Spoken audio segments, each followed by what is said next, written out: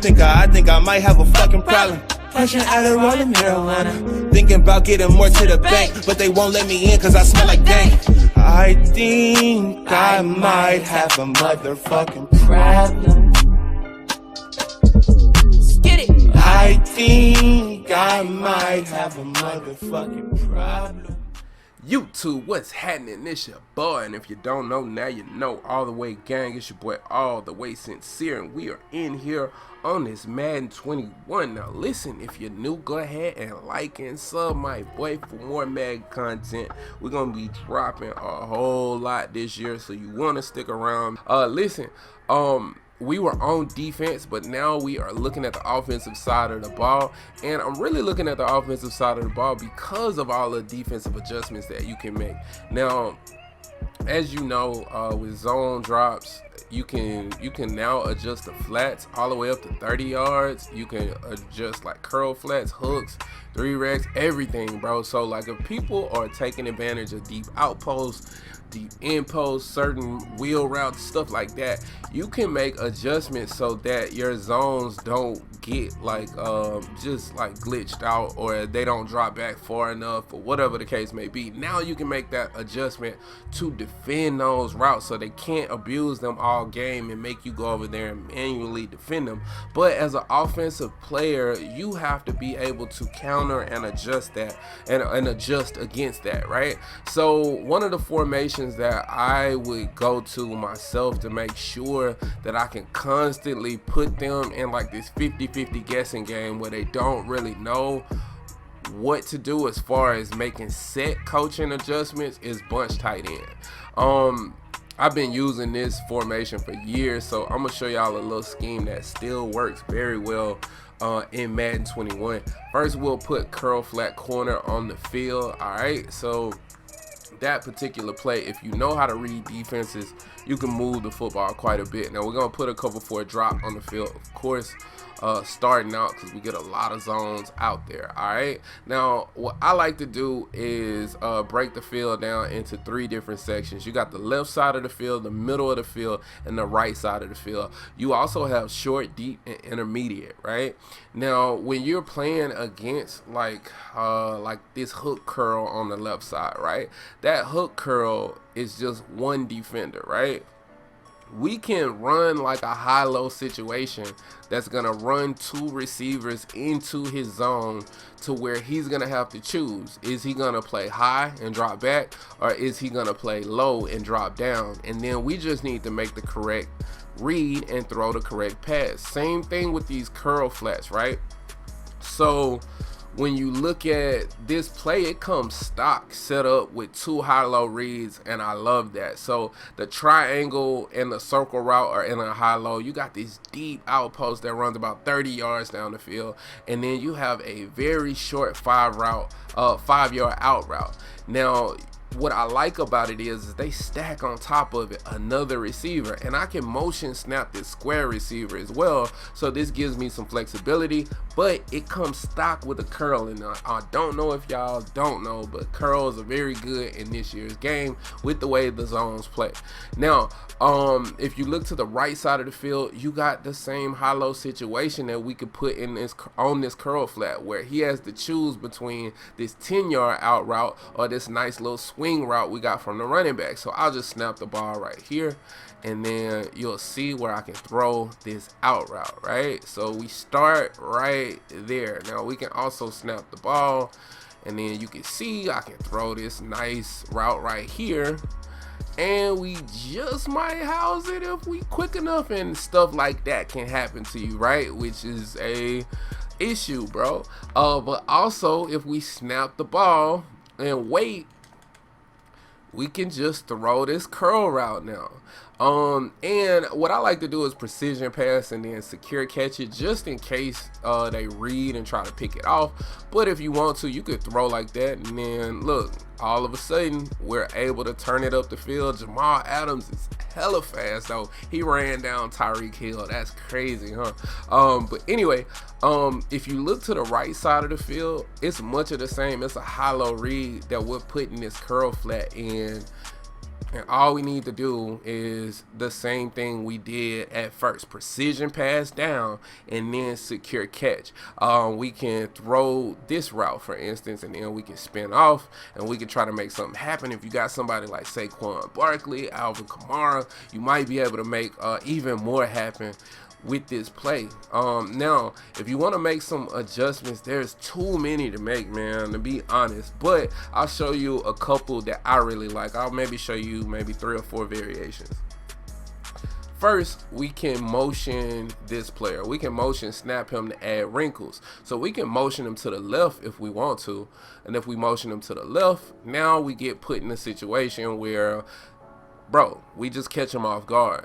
They can, especially when you're going against users, that usually always catches them off guard. Now, you can also motion this player to this side, and before he sets, you can just do the same thing. This is worse because the inside like hooks kind of go out where they need to be, and you're even more wide open. So that's one thing you can do.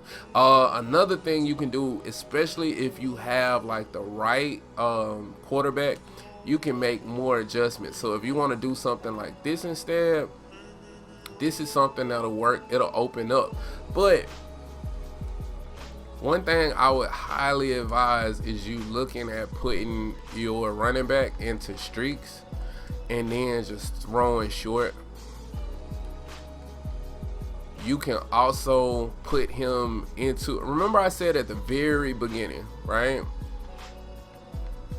We could pick on that curl by running a streak right here, and then we can streak this player, run this out like this.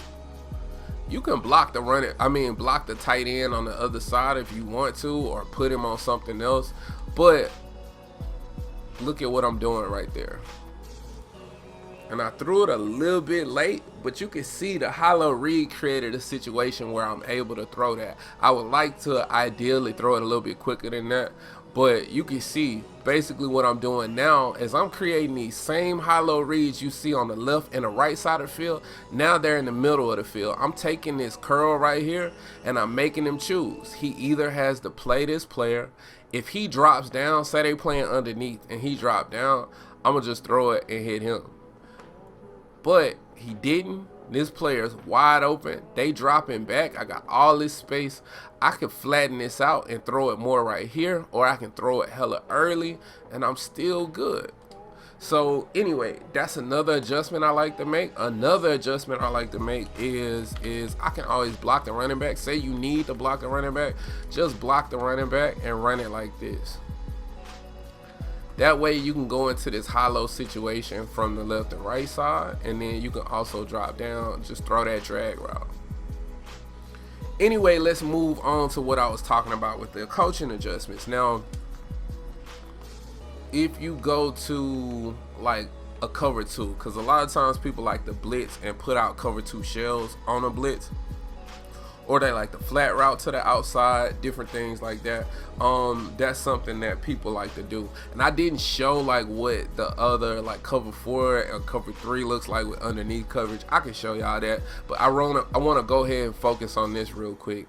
One of the reasons why this play is so good is because against most stock cover 2s, you don't need a like a streak attacking that deep half. You'll just be able to get that off.